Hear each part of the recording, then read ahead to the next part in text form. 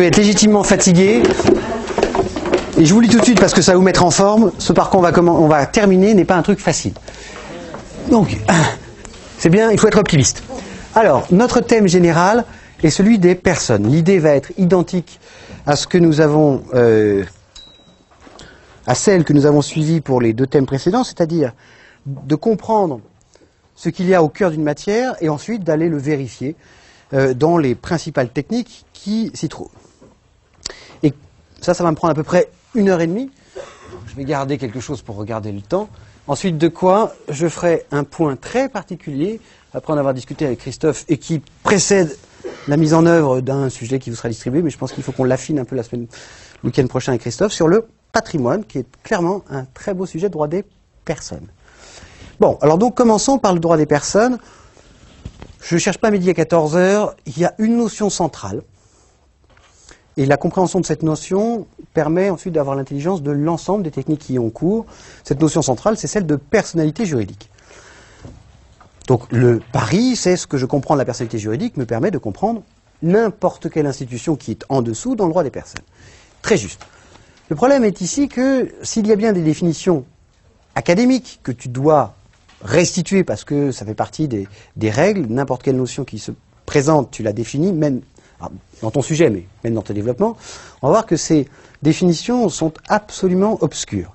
La personnalité juridique, effectivement, est définie, pas dans le code, mais en dehors, comme étant l'aptitude à être titulaire de droits et d'obligations.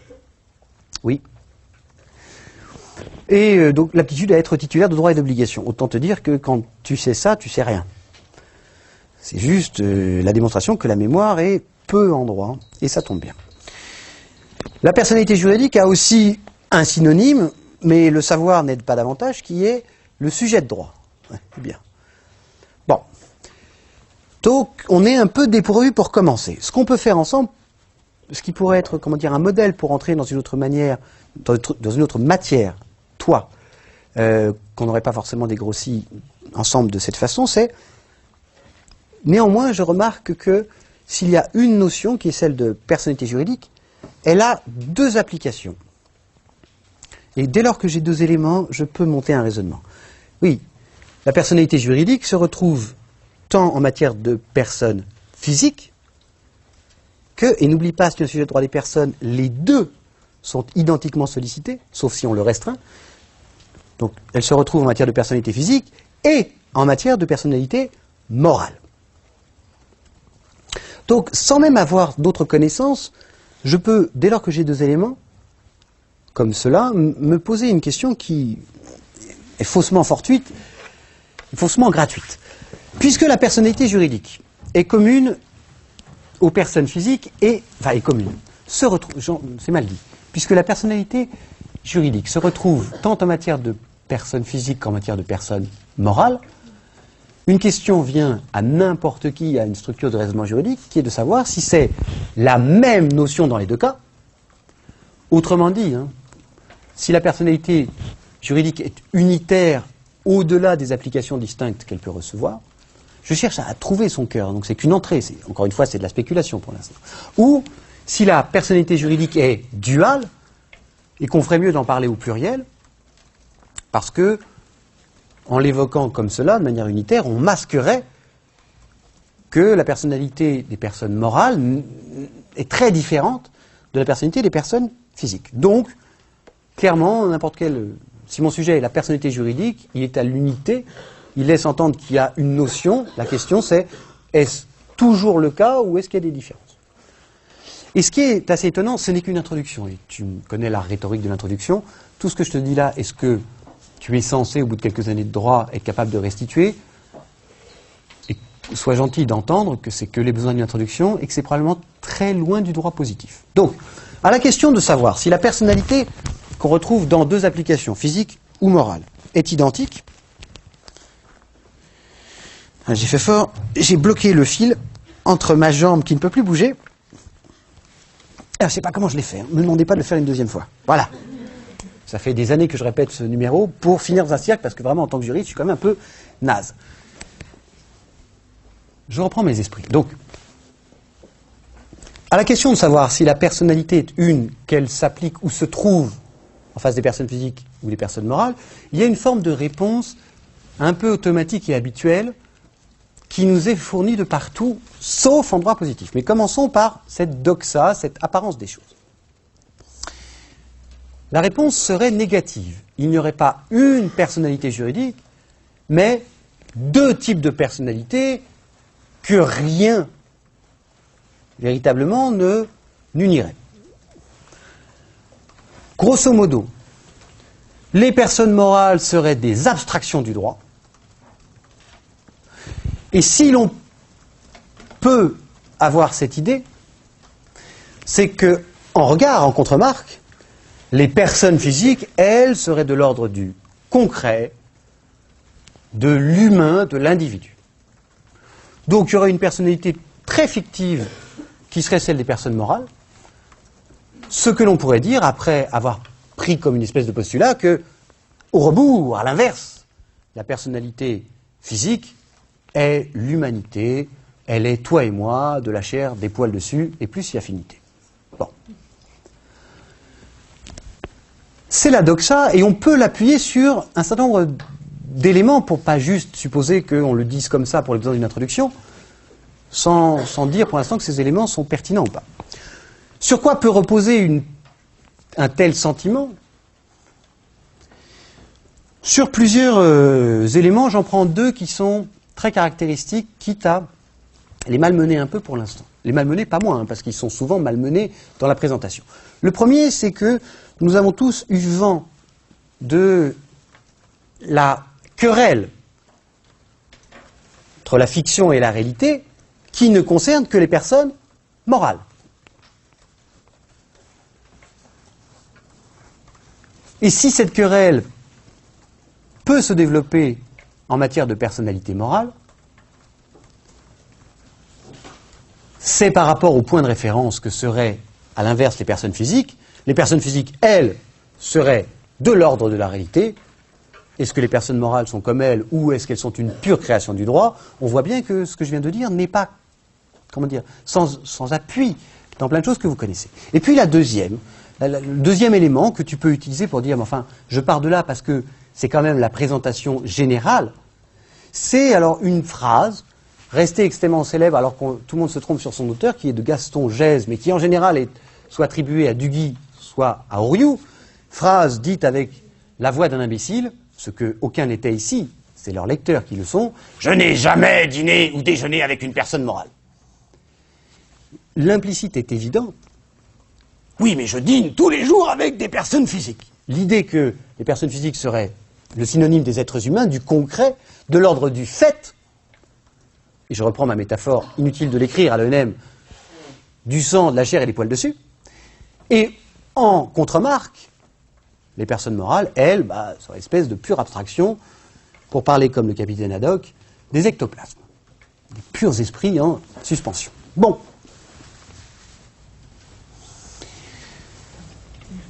Le point est, et la démonstration viendra ensuite, le point est que, en droit positif, ah oui, je suis super fort, je ne sais pas comment je suis parvenu à le faire passer de l'autre côté.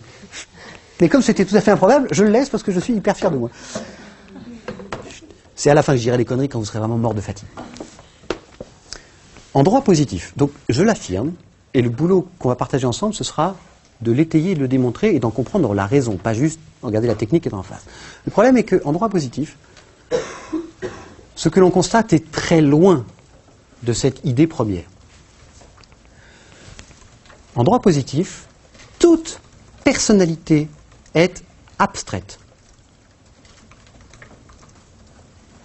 Il n'y a donc, sous cet angle, pas d'opposition.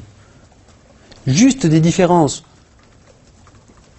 de degré ou d'enjeu entre les personnes physiques ou morales. Mais donc, mon objectif va être, au travers de la technique qui nous servira de point de passage ensuite, de vous montrer que la personnalité est une. Elle répond toujours à cette même logique, et elle est une en ce qu'elle est toujours abstraite. Alors, on va se mettre d'accord, parce que je vais l'utiliser des tonnes de fois jusqu'à ce que vous le vomissiez, mais quand je dis abstrait, ici, je le dis au sens le plus noble et français du terme. Ça ne veut pas dire éthéré, ça ne veut pas dire de l'ordre de la spéculation. ça veut juste dire potentiellement, il faut qu'on pose la définition de ce qu'est l'abstrait ici, comme ailleurs en droit, potentiellement détaché des faits. Pas toujours, pas systématiquement, ça ne veut pas dire faux, ça ne veut pas dire non démontrable, c'est qu'il n'y a pas un besoin supérieur d'être toujours en face de la réalité. Et cette définition de l'abstraction étant rappelée, alors je maintiens qu'en droit positif, toute personnalité est abstraite et la personnalité juridique est une. Alors, ce qui, évidemment, appelle la plus grande démonstration en matière de personnalité physique, là où en général on ne la voit pas, mais quand on pourra le démontrer en matière de personnalité physique, on va se découvrir que ce sont les mêmes mécanismes qui ont cours en matière de personnalité morale. Ça, c'est la première des choses qu'il faut savoir dès le départ. L'idée que ce n'est pas un roman policier, qu'il ne faut pas attendre la fin pour comprendre. Au contraire, de dire, voilà ce qu'il y a à retenir, voilà l'essentiel. Tu peux tout oublier sauf ça, cette affirmation et sa raison. Venons-en maintenant à la raison. Qu'est-ce qui pourrait bien justifier que toute personnalité serait abstraite, c'est-à-dire potentiellement détachée de la réalité. Et ce qu'il faut comprendre encore, donc que j'annonce avant de le démontrer, c'est que si toute personnalité est bien abstraite, les raisons de cette abstraction sont différentes selon qu'on pense aux personnes physiques ou aux personnes morales.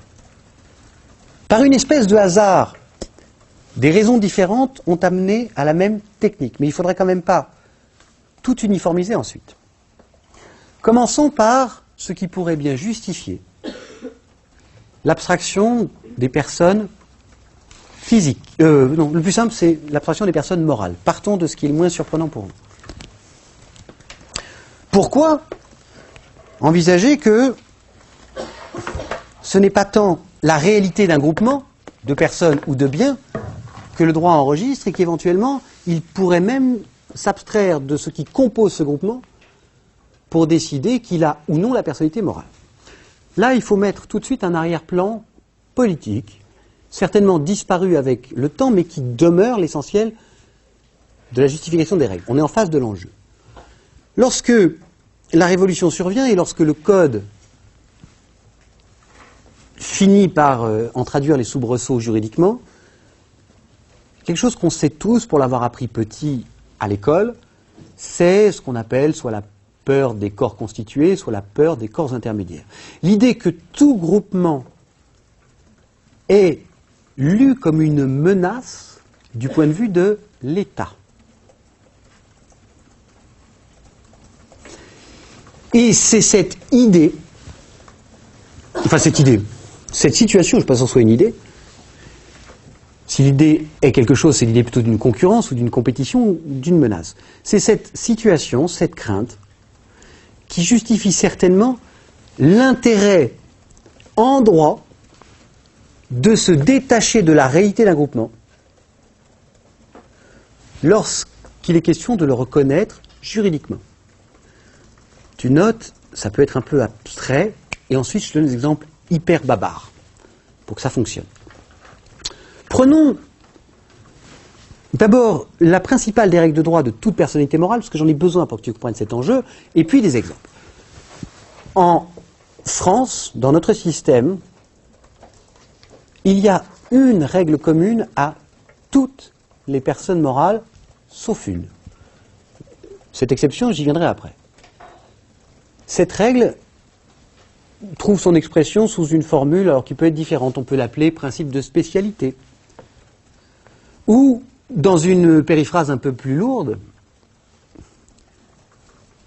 la limitation de la personnalité morale à la réalisation de l'objet du groupement. C'est la même chose, qu'on l'appelle principe de spécialité ou qu'on prenne la périphrase selon laquelle toute personne morale est limitée aux besoins de la réalisation du groupement, c'est la même chose. Ça veut dire que ce qu'une personne morale est reconnue apte à réaliser en droit est forcément limité. Je te dis encore la même chose, c'est bien la traduction de l'arrière-plan politique, et qui est toujours là aujourd'hui. Aucune personne morale, sauf une, sur laquelle je viendrai ensuite, aucune personne morale n'a ainsi une pleine capacité de jouissance. Donc, en conséquence, je redis la même chose, aucune personne morale n'a une pleine capacité de jouissance. La capacité de jouissance, c'est la personnalité elle-même. Ça veut dire que, et là ça devient un peu plus concret, ce que juridiquement toute personne physique peut faire par principe, une personne morale n'est pas admise à le faire. Et vos bouquins sont, donc cela veut dire, si on est un peu plus concret, ce qu'une personne physique, par principe, est admise à faire juridiquement, une personne morale ne peut pas le faire. Et l'exemple, je pense, parce que j'ai regardé dans tous les bouquins, est toujours le même, en disant, voilà, on prend une société anonyme, faisant appel public à l'épargne. Autrement dit, l'arrière-plan, c'est, on prend un groupement qui est pété de thunes. Pour bien montrer, comment dire, l'articulation entre le fait et le droit.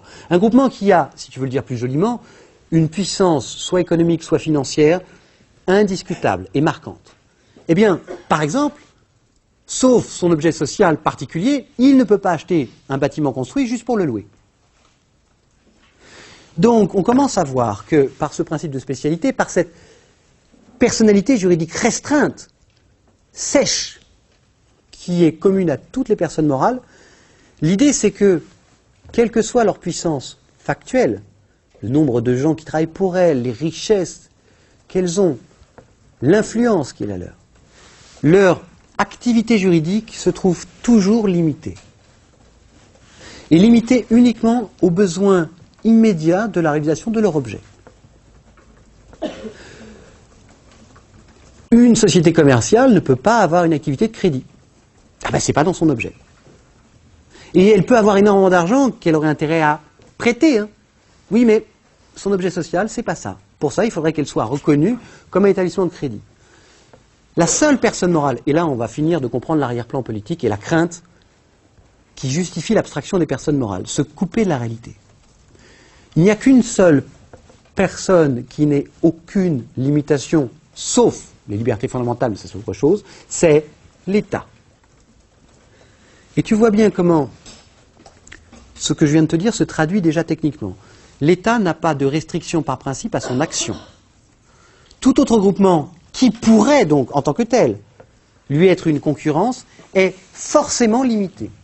Il ne peut faire que ce qui est propre à la raison même du groupement, à ce qui a fait que le groupement a existé. Donc il y a déjà, comment dire, une lutte inégale. En fait, autre exemple baba, il en résulte qu'un groupement peut être plus puissant qu'un État, et ça existe aujourd'hui. En droit, ce principe tel que pensé dans notre système permet de dire que ça n'est pas grave et que c'est même neutre, puisque juridiquement, quelle que soit la puissance concrète d'un groupement, il est toujours plus faible que l'État, et même plus faible que n'importe quelle personne physique. Moi, en tant que personne physique comme toi, je peux tout faire, dans la limite de l'ordre public et des bonnes mœurs. Le problème, c'est que j'en ai pas les moyens.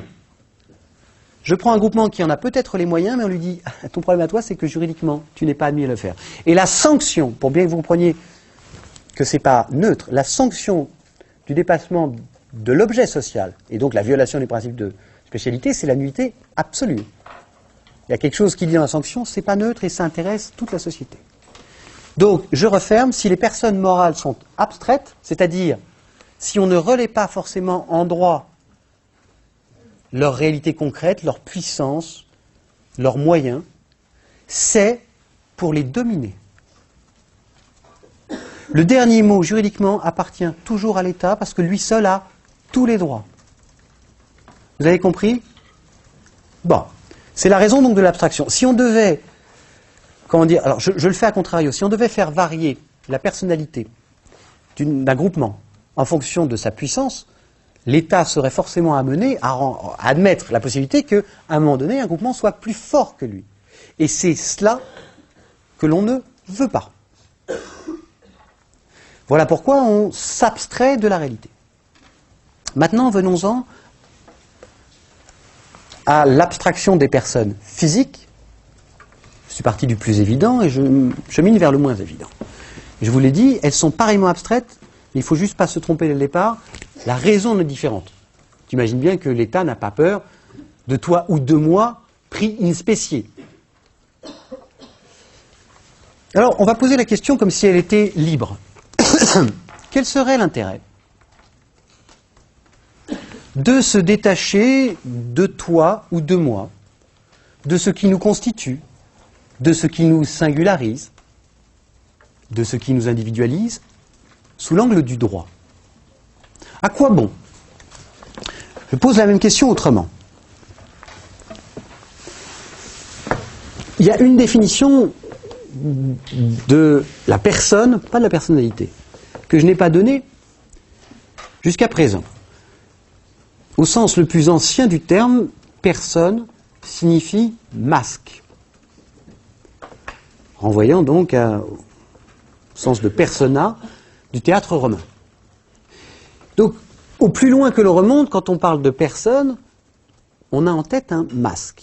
Et si on reste juste sur cette image, qui est extrêmement pertinente, on va s'en rendre compte, on creuse un instant l'intérêt d'un masque.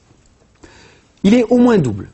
Après, un poète pourrait en trouver plein d'autres, des intérêts, mais je ne suis vraiment pas un poète, vous en êtes rendu compte. Double intérêt à minima. Le premier, c'est de masquer ce qui est à l'intérieur du masque. De cacher ce qui est, je vais le dire mieux, de cacher ce qui est sous le masque. Et, de manière assez liée, si le masque est uniforme, à la façon de certains masques vénitiens, ou, plus simple, à la façon des masques de... C'est une image qui m'est venue il n'y a pas longtemps, de Magritte. Ils ont tous ce truc blanc. Si donc le masque est uniforme, il y a un deuxième intérêt, c'est de renvoyer la même image à l'extérieur.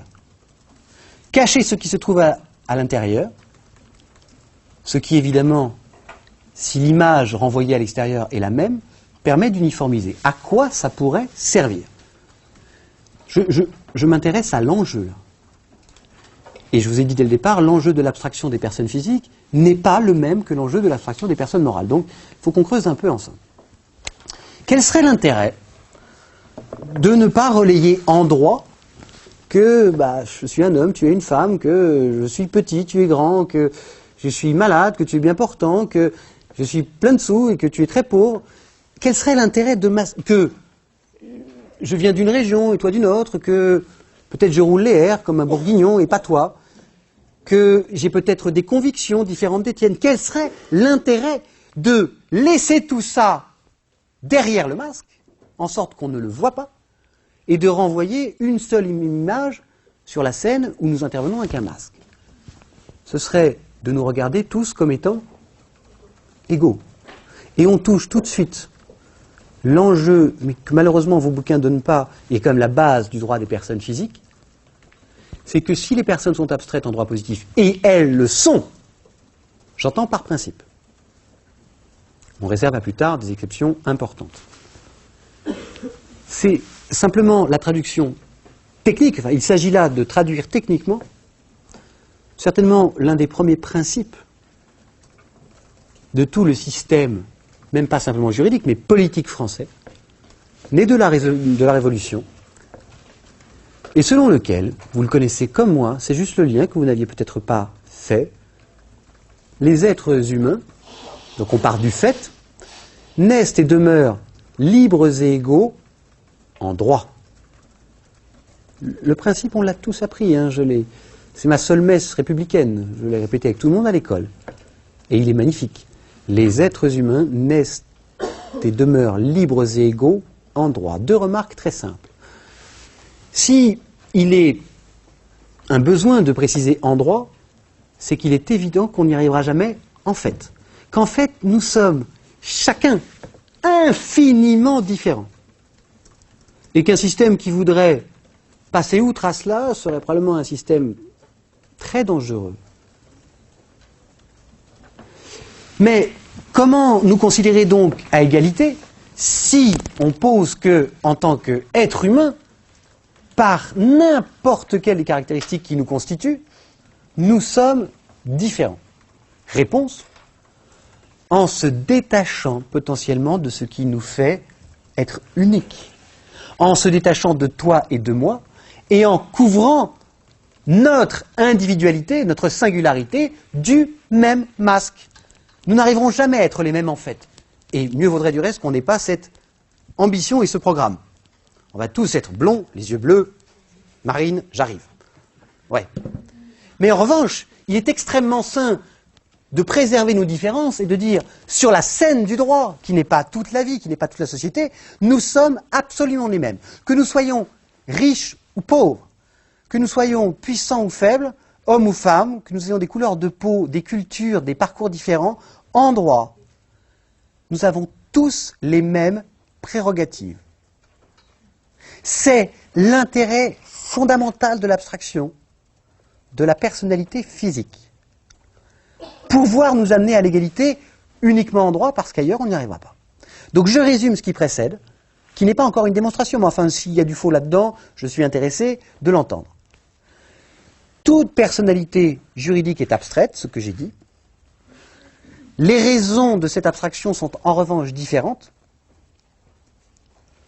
C'est la défiance qui justifie de s'abstraire de la réalité des groupements, seule manière de les dominer juridiquement pour l'État.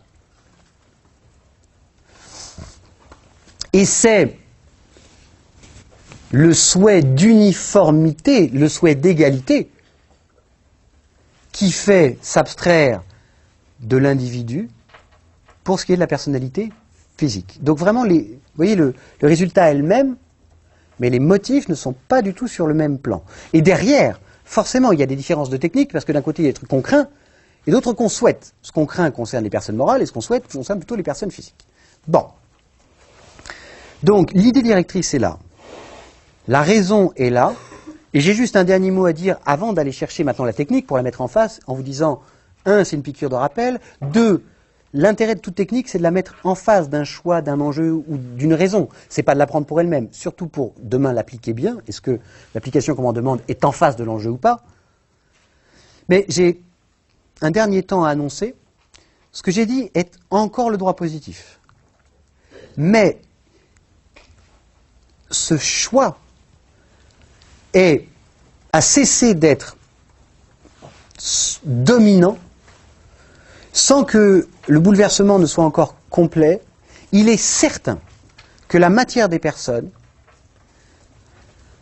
est gouvernée par un mouvement profond qui n'est pas récent, dont vous connaissez les principales expressions, et j'essayais avec vos camarades tout à l'heure de les retrouver toutes, et j'y arrivais pas tellement il y en a, et sans revenir encore sur le principe, c'est plus simplement une exception. C'est devenu une espèce de principe concurrent, qui n'est pas encore au niveau du principe ancien, mais il est important, qui est un passage donc de l'abstrait au concret. Et de plus en plus, dans notre droit, là où on dit personne, il faut entendre désormais être humain.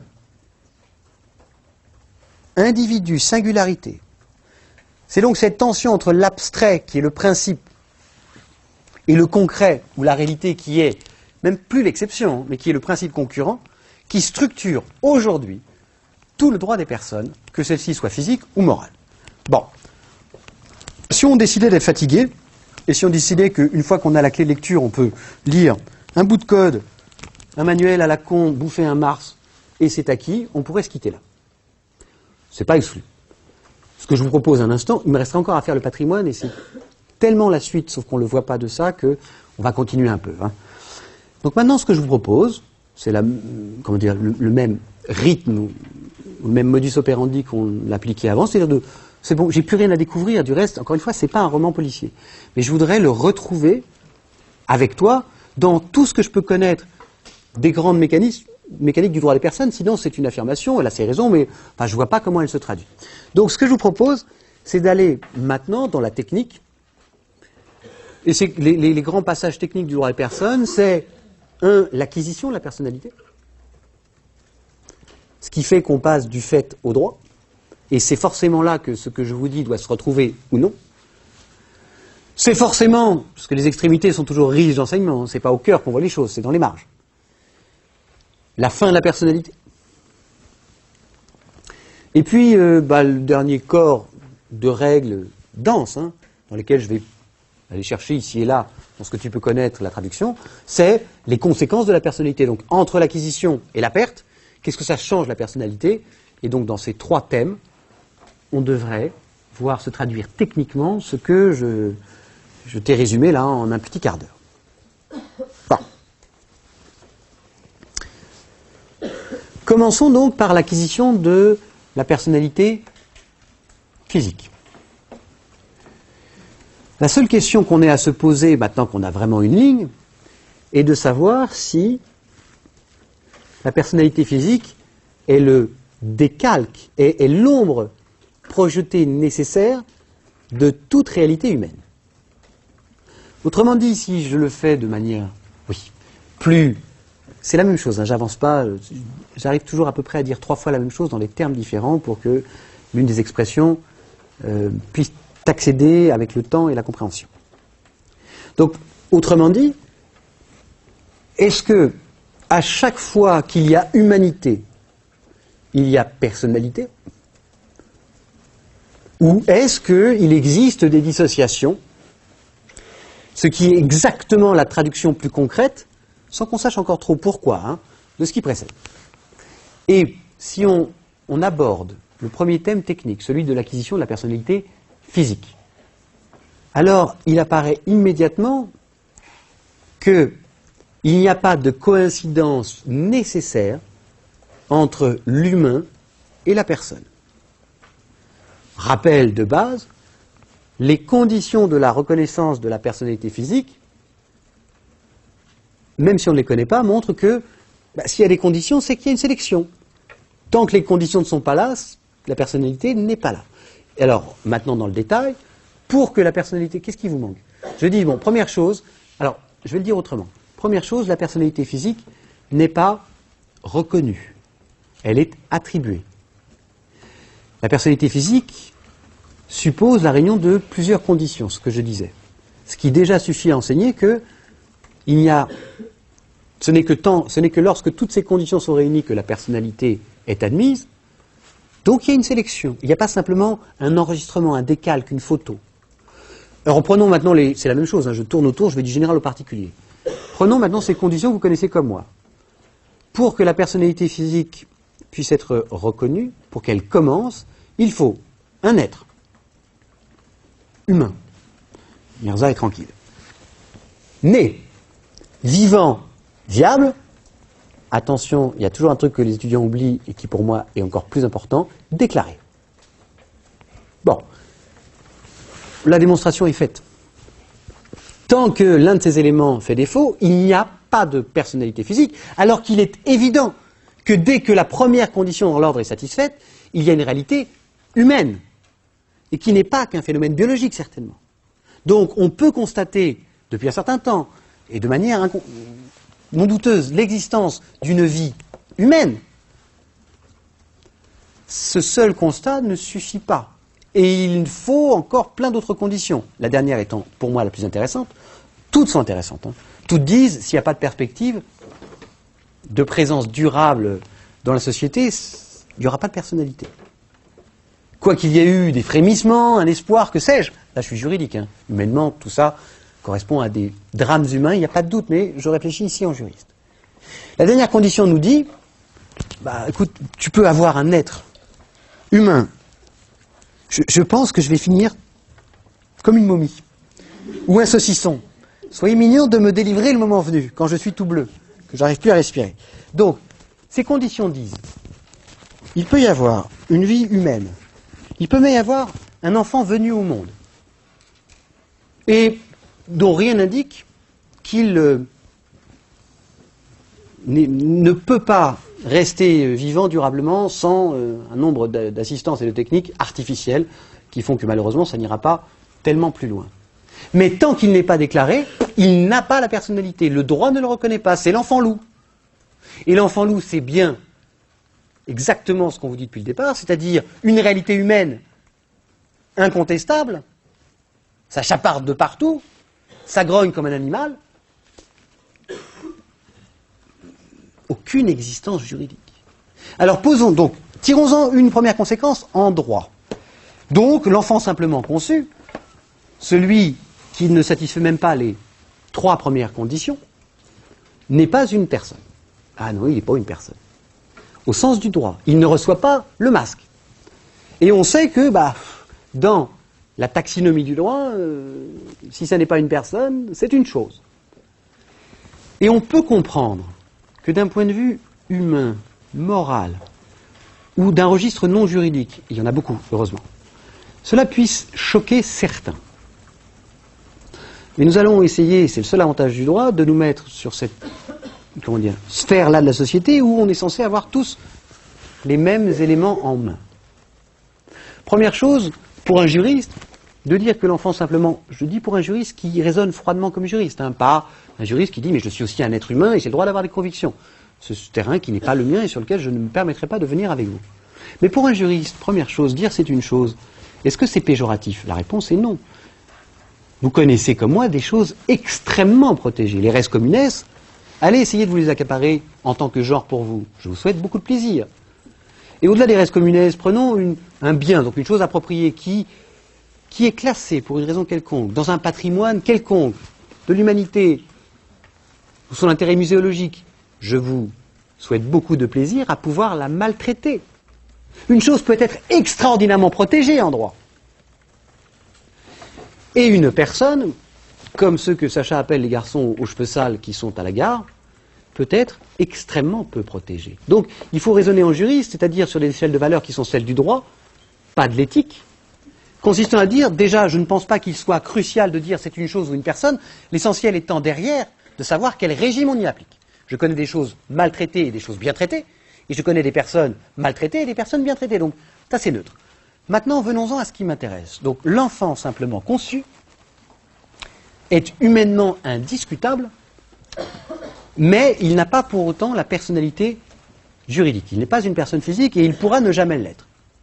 Et s'il le devient, ce ne sera que plus tard. Très bien. Est-ce que c'est grave, docteur, d'un point de vue juridique? Je suis en train de vous amener, avec moi si vous le voulez bien, à voir l'enjeu non plus politique de la personnalité, mais l'enjeu technique, qu'on n'a pas encore vraiment discerné. On va se poser un certain nombre de questions. Alors c'est moi qui les pose. L'enfant simplement conçu, dont la formule latine dit bien qu'il n'est encore qu'une part des entrailles de sa mère, fait-il des bébés? Alors, une fois qu'il sera plus grand, Freud nous dira que oui, et surtout avec sa mère, mais tant qu'il n'en est pas là, non. Ok, l'enfant simplement, vous ne voyez pas où je veux en venir, et c'est délibéré. L'enfant simplement conçu, se marie-t-il, ou à défaut de se marier, parce que chacun ses besoins, vit-il en couple? Non. L'enfant simplement conçu a-t-il des biens qu'il partagerait avec les membres de ce couple? A fortiori non. Ok, l'enfant simplement conçu cause-t-il des dommages à autrui? Ah oui, il fait super chier le père, ça je te le dis, mais ça ne s'appelle pas un dommage au sens de la définition juridique du préjudice. L'enfant simplement conçu forme-t-il des contrats? Prend-il des engagements? Vous pouvez poser toutes ces questions, la réponse sera toujours non.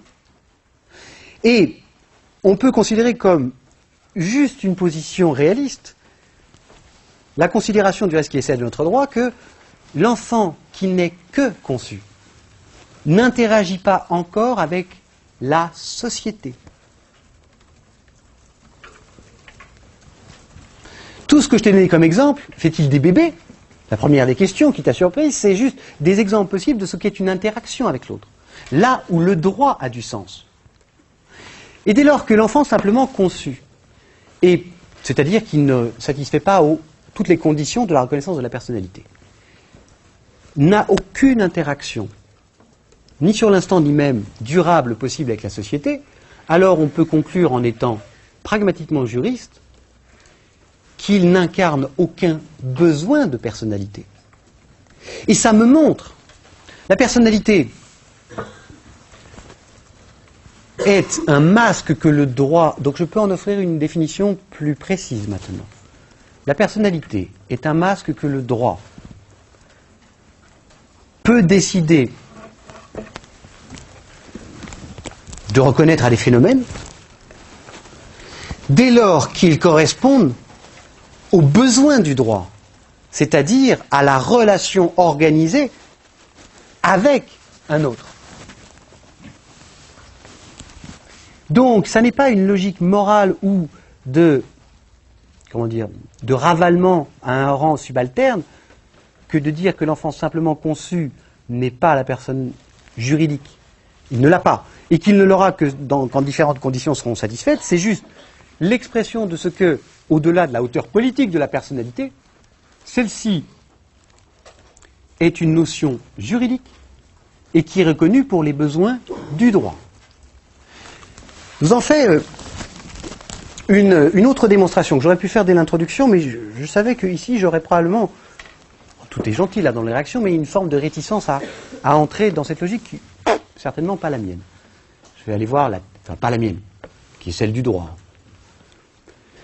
On va faire un instant un détour pour ceux qui ne verraient pas bien encore. Est-ce qu'un instant, donc on oublie le cas de l'enfant simplement conçu. Et je reviendrai, soyez gentils de me le rappeler, sur les deux exceptions, sur 906 et combien 759 ou 760 sur l'enfant simplement conçu, qui est réputé né à chaque fois qu'il va de son intérêt, parce que c'est plutôt une exception, il faudra que j'en parle. Mais comme je sens que ce n'est pas forcément compris par tous, je fais une légère digression toujours autour de la personnalité.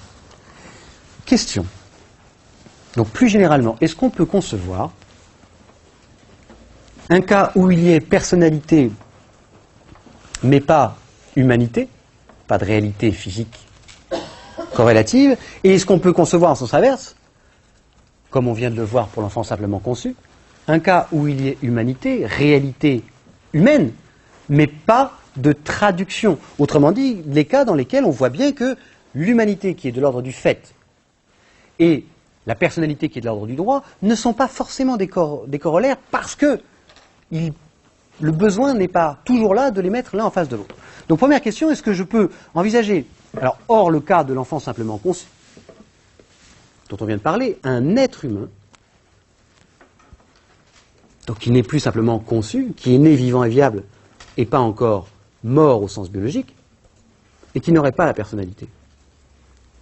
Historiquement, on l'a conçu très très bien. Alors, l'esclave, l'enfant de l'esclave, et évidemment, plus récemment, jusqu'en 1854, la mort civile. La sanction accessoire, en tant que peine complémentaire, je crois, à l'époque, consistant à priver de la personnalité juridique un être humain, avec une formule très précise, en disant ceci est une mort civile, ce n'est pas une mort biologique. Donc l'être demeure, mais il est désormais privé de toute personnalité. Et si on le fait pour... Alors, ok, ça a disparu. Ça a disparu du champ des personnes physiques, mais c'est toujours le cas des personnes morales. Un groupement qui a été personnalisé peut se voir par une décision du juge judiciaire ou du juge administratif privé de sa personnalité. Dans les deux cas, que ce soit celui de la mort civile, qui n'est qu'un souvenir historique, mais qui montre que ça n'est pas impossible, ou celui de la décision judiciaire, de priver à titre de sanction un groupement de la personnalité morale, je vous pose une question. Est-ce que la réalité physique cesse avec la perte de la personnalité? Réponse, non. Le mort civil était toujours un être humain. Mais alors, qu'est-ce qu'emportait comme conséquence la perte de sa personnalité? Simplement qu'il n'était plus reconnu juridiquement, qu'il ne pouvait plus agir, qu'il ne pouvait plus se marier, qu'il ne pouvait plus avoir de filiation, qu'il ne pouvait plus contracter. Tous éléments qui ne sont que de l'ordre de la relation juridique. Encore une fois, il peut y avoir une réalité humaine et pas de personnalité juridique. Ça n'est que dans l'ordre du droit que la différence se mesure. Tu n'accepteras pas de contracter avec quelque chose qui n'est pas personnalisé, mais ça ne veut pas dire que cela n'existe pas.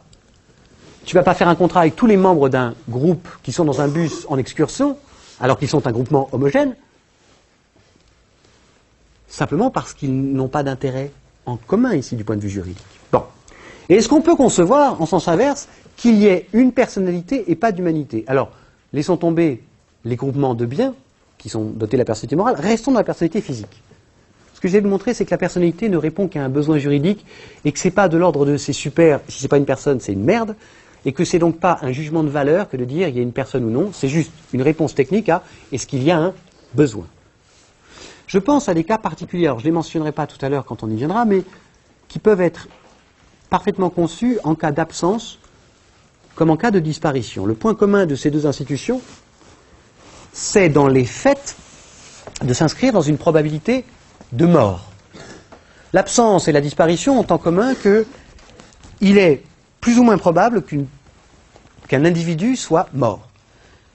Mais dans un cas comme dans l'autre, il manque toujours ce qui permet d'être certain de la mort en droit, le cadavre. Ce n'est que la hauteur de la probabilité qui fait la différence, probabilité forte en matière d'absence, probabilité quasi absolue en matière de disparition. Mais dans tous les cas, le plus probable est qu'un individu soit mort, mais ça n'est pas certain et on ne peut pas en tirer toutes les conséquences juridiques parce qu'il n'y a pas de cadavre et le cadavre est nécessaire pour le décès au sens du droit. Donc, il est tout à fait possible qu'une personne physique soit maintenue en droit alors que l'individu auquel elle correspond soit déjà mort en fait. Et il est aussi tout à fait possible, même si ce sont des cas particuliers,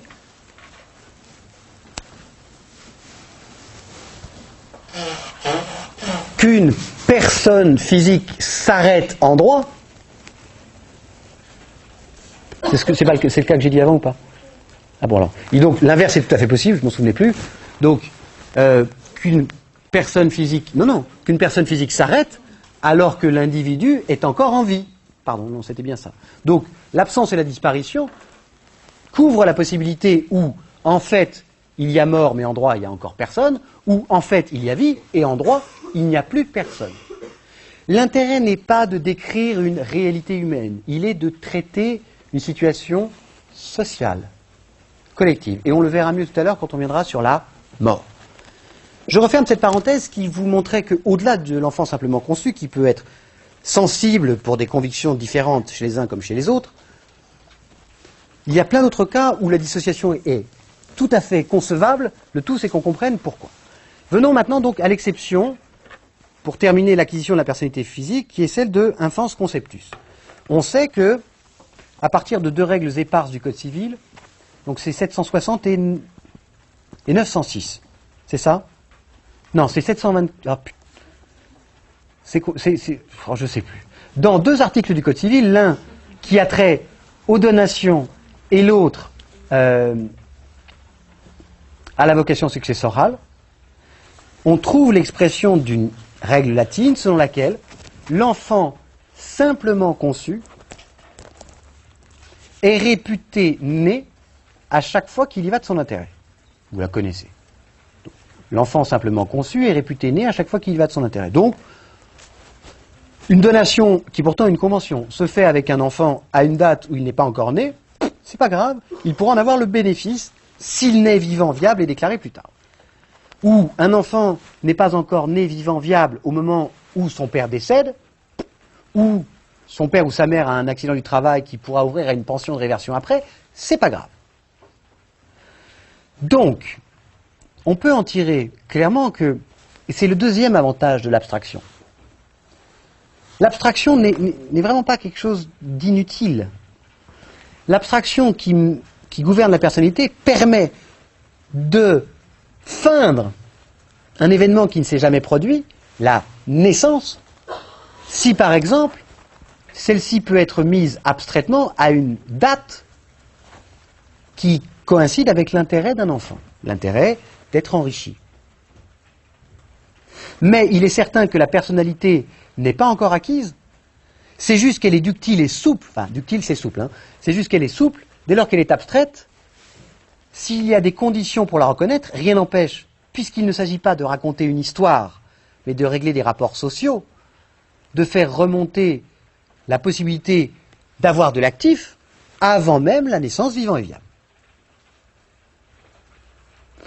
Jamais, et puis alors la dernière règle, vous la connaissez, qui montre bien cette souplesse, Donc l'enfant qui n'est que conçu à un moment où il peut bénéficier d'un avantage est regardé comme déjà né à ce moment-là, sous la réserve que par la suite il finisse par naître vivant, viable et être déclaré. Mais on n'est pas forcé d'avoir, comment dire, une césure brutale. On peut avoir de la souplesse. Et vous connaissez la dernière règle qui fonctionne ici, qui est la présomption légale de maternité, qui dit que pour savoir si un enfant peut être réputé né alors qu'il n'était que conçu, on va considérer qu'il a été conçu entre au plus long 300 jours et au plus tard 120 jours avant 180 jours avant sa naissance. Et donc tout intérêt qui pourrait servir à l'enfant dans cette période correspond au moment où on dit, écoutez, on sait bien qu'il n'était pas né, mais on va dire, tout se passe comme s'il était déjà né. Et ce qui est vraiment intéressant dans l'ordre de l'abstraction, donc de la manipulation de la réalité, c'est que l'enfant est réputé déjà conçu à n'importe quel moment de cette période, dès lors qu'il y va de son intérêt. L'abstraction permet donc de faire bénéficier une personne d'un droit qui naît à un moment où elle n'a pas encore la personnalité. Il ne s'agit encore pas de décrire et d'être dans, comment dire, le hasard ou l'aléa des faits, mais d'essayer de trouver une règle sociale. Il a reçu une donation, oui, il n'était pas conçu, mais ça ne peut pas lui faire de mal, on va faire comme s'il était déjà né à ce moment-là, vivant et viable. On verra bien par la suite. Bon, très simplement, c'est à peu près le même mécanisme. Donc on voit bien qu'il y a une décision du droit, que la personnalité n'est reconnue que si elle exprime un besoin de ce que le droit régit, qui est le besoin d'être relié avec d'autres. Inutile d'être dans le suivi et le décalque parfait de la réalité humaine. C'est la même idée, je vais faire simple là, qui traverse les personnes morales. La personnalité morale n'est pas plus reconnue mécaniquement que pour la personnalité physique, elle doit correspondre à quelque chose. Alors, ça suppose, en un mot, c'est un peu compliqué, mais on va s'en sortir, déjà de comprendre à quoi sert la personnalité morale, ce qui est forcément une question pour deux raisons. La première, on l'a déjà vu, c'est que la personnalité morale ne peut pas être vue comme quelque chose de plus que la personnalité physique. Puisque par le principe de spécialité, une personne morale ne peut jamais faire juridiquement tout ce qu'une personne physique est apte à faire. Donc on peut pas dire, écoutez, c'est quand même vachement mieux d'avoir la personnalité morale que physique. Non, juridiquement, une personne morale est toujours plus restreinte dans son aptitude que ne l'est n'importe quelle personne physique. Donc ça ouvre à la question. Et puis la deuxième, c'est, pour qu'il y ait une personne morale, je mets juste à l'écart le cas du syndicat de copropriétaires qui est exceptionnel parce que c'est la seule personne morale que le droit impose d'elle-même. Donc c'est très exceptionnel. Je pense à toutes les autres personnes morales. Alors, associations, les syndicats qui en sont une forme, sociétés civiles, commerciales, de personnes, de capitaux, je m'en fous, GIE et fondations. Les 5 catégories de personnes morales. Pour n'importe laquelle d'entre elles, donc la reconnaissance n'est pas une question de pouvoir faire plus en droit, c'est toujours moins. Et la deuxième raison de dire mais à quoi ça sert la personnalité morale, ce qui est quand même un préalable avant de voir comment c'est reconnu, consiste à bien relever que la personnalité morale suppose qu'il y ait d'abord d'autres personnes reconnues. Je vais le faire autrement. La première condition, donc c'est peut-être parce que vous ne le voyez pas, la première condition de toute personnalité morale, c'est ce que l'on appelle l'acte fondateur, qui est un acte juridique. Soit une manifestation unilatérale de volonté, soit un accord de volonté. Mais aucune personne morale ne peut in fine être reconnue, aucune personne morale ne peut in fine être reconnue si l'on ne part pas d'un acte juridique. Donc si on doit partir d'un acte juridique, c'est qu'à l'origine de toute personne morale, il y a déjà d'autres personnes, soit physiques, soit morales reconnues. Et ça rend la question encore plus intéressante de mais à quoi ça sert? C'est pas plus, ce sera que moins. Et pour que la personne morale soit envisagée, il faut déjà que ceux qui y songent soient reconnus comme des personnes. D'une certaine manière, on se dit, je vois plus tellement quel est l'enjeu ou l'intérêt d'une personne morale. Alors on peut dire ici qu'il est double à minima. Premier intérêt de la personnalité morale, qui ne manque pas plus que la personnalité physique, mais autre chose. Premier intérêt donc de la personnalité morale, c'est de dépasser la vie humaine. La personnalité physique a, alors on verra après le détail, comme limite, la vie humaine. La personnalité morale, qui est distincte de la personnalité de ses fondateurs, a donc pour première vertu de s'inscrire sur la durée. La première raison de faire un groupement personnalisé, c'est de durer au-delà de la vie humaine. C'est pas grand-chose, ramené à tous les enjeux, mais il faut au moins le dire. Et le deuxième intérêt, et en parlant ce matin de l'indivision, on pouvait l'avoir presque en ligne de mire, le deuxième intérêt de toute personnalité morale, c'est de pouvoir être représenté en tant que tel. Souvenez-vous de l'indivision de ce matin. C'est un groupement de biens, mais un groupement qui n'est pas personnalisé en lui-même. Donc il n'y a pas de personnalité, donc pas de représentant. Et donc chacun continue à parler de sa propre voix. C'est extrêmement difficile à gérer au quotidien. Donc le deuxième avantage d'un groupement reconnu par le droit, au-delà de dépasser les vicissitudes de la durée de la vie humaine, c'est de pouvoir être mis en œuvre sans dépendre de la décision permanente de chacun des fondateurs. Donc ça permet de faire autre chose que la personnalité civile, mais ce n'est pas beaucoup mieux ou beaucoup plus. Ce serait même un parfait contresens que de le dire. Bon, l'enjeu pratique de la personnalité morale étant là, je reprends son mécanisme de formation, qui est étonnamment structuré sur la même logique que la reconnaissance de la personnalité physique. Un acte juridique, l'acte dit fondateur. Puis, il y a 3 temps. Donc là, il y a quelque chose qui existe, mais qui n'est pas reconnu en tant que tel. Une réalité, un accord. Deuxième temps, une déclaration ou une autorisation. C'est-à-dire, et ce n'est pas neutre dans le droit des personnes morales, l'occasion pour l'État d'effectuer un contrôle préalable. Qu'il le fasse ou non, c'est autre chose. Et 3, donc la vérification d'un besoin qui soit compatible avec ce que le droit admet sur le terrain de la personnalité morale. Et troisième chose, il faut une publicité, une mesure d'opposabilité, qui est qui est comme pour les personnes physiques, ce qu'on va appeler une déclaration. Donc, il y a là un processus qui commence par se nourrir d'une réalité concrète, mais cette réalité à elle seule n'a aucune conséquence. Vous connaissez tous la société en participation, mais n'importe quel groupement peut être en participation, c'est-à-dire un accord de société qui demeure entre les parties et qui ne fait pas la recherche d'une personnalité. La société pure contrat, celle qui ne se double pas d'une personne morale. Il y a bien ici une réalité. Pour les membres, pour les parties au contrat de société, c'est même leur réalité, ils doivent la respecter, mais il n'y a pas de personnalité morale. Encore une fois, la personnalité morale, comme la personnalité physique, ne suivent pas des faits, elles sont une décision que le droit se permet d'avoir ou de refuser, en fonction d'un contrôle ou d'un besoin. Bon. Et tout comme, juste pour mémoire, tout comme pour les personnes physiques, il y a la même possibilité qu'offre ensuite l'abstraction de faire remonter l'acquisition de droits avant même la naissance de la personnalité morale lorsque celle-ci survient. La fameuse technique des actes formés au nom et pour le compte d'une société en formation. Alors c'est un cas énorme, c'est-à-dire le cas d'une représentation alors que le mandant n'existe pas. Mais parce que ça n'est pas juste une histoire, parce que c'est du droit et qu'on peut s'abstraire en cas de besoin, rien n'empêche, lorsque la personnalité morale est reconnue, de dire, eh bien, il y a des engagements, et là, parfois des dettes, qui ont été pris avant l'acquisition de la personnalité, et que l'on va couvrir de la personnalité. Bon. On voit bien, donc, cette abstraction qui fait que, j'ai pas dit que c'est contre les faits, mais que ça n'est pas simplement du suivi ou de la description.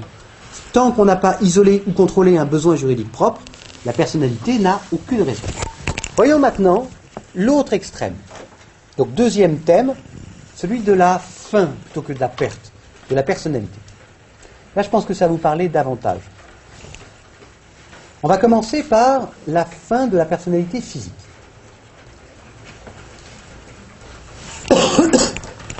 Depuis que l'humanité existe, je vous en parle parce que j'étais là, la mort est un phénomène qui, en fait, n'a a priori pas tellement évolué. C'est même une constante assez pénible. Et tout ce qu'on peut retenir pour la suite du propos, c'est que, en fait, la mort est un instant. Elle est une césure brusque. Il y a vraiment, a priori, pas de ce que disent les autres, un avant et un après.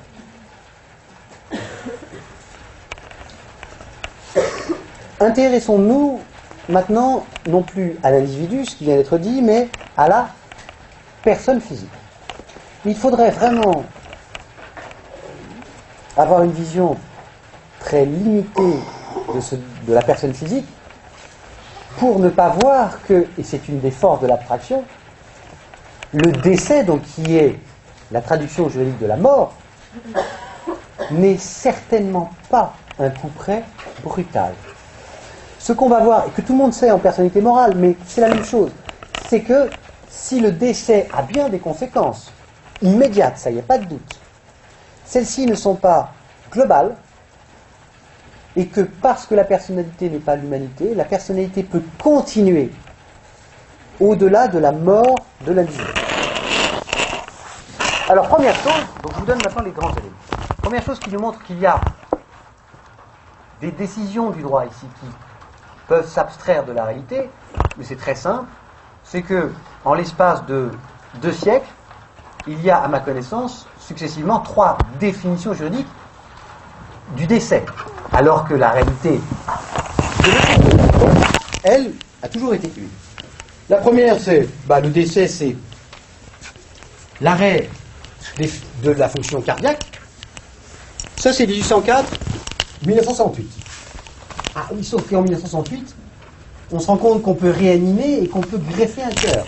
Donc, un être humain peut avoir un cœur qui s'est arrêté, mais être encore en vie maintenant, donc on ne va peut-être pas en tirer qu'il a été mort, et puis il est né à nouveau, c'est compliqué. Donc, première évolution, on ajoute au seul arrêt de la fonction cardiaque plusieurs autres exigences.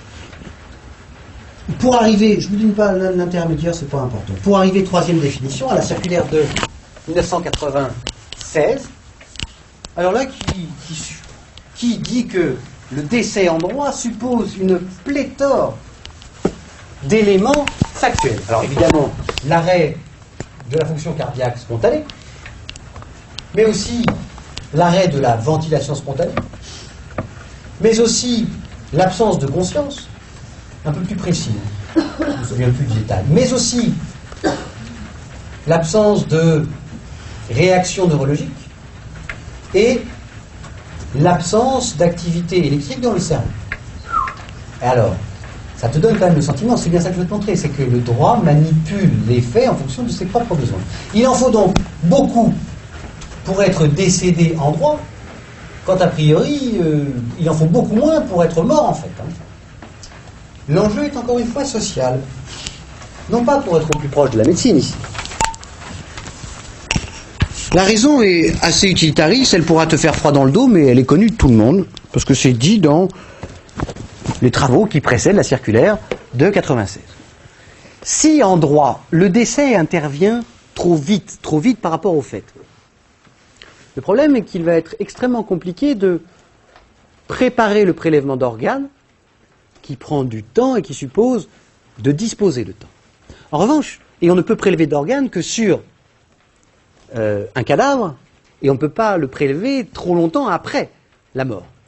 Si en droit on recule le moment du décès, on laisse plus de temps aux équipes médicales de préparer un prélèvement, et finalement toute la société en bénéficie. Autre intérêt de l'abstraction, servir un intérêt social et faire que une personne demeure là où un individu est peut-être déjà mort. Bon. Mais c'est pas, ça c'est juste l'entrée en matière.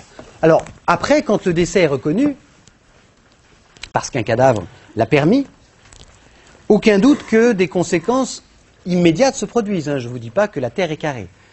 Le lien matrimonial, s'il existait, est ainsi dissous. Quelques autres conséquences se produisent, mais ce n'est pas tant ce que la mort arrête que ce qu'elle n'arrête pas qui m'intéresse. Première chose, et qui montre bien encore une fois l'intérêt de se détacher des faits, la mort emporte bien une conséquence, c'est qu'il n'y a pas d'engagement nouveau que la personne puisse prendre ensuite. Donc, dissolution du lien matrimonial, je l'ai dit, j'ai oublié d'en mentionner une qui va m'intéresser maintenant parce que je vais tourner autour, la fin de tout engagement nouveau. Quand même, monsieur, il est mort, il est décédé, donc il n'y a plus de personnalité. Avec quand même quelques nuances. Les deux premières étant des cas exceptionnels, mais on ne peut pas les éluder, et puis après, ça va être beaucoup plus important. Le premier, c'est l'admission de ce qu'on appelle le mariage in extremis. Le mariage est fondamentalement notre système, un acte juridique solennel.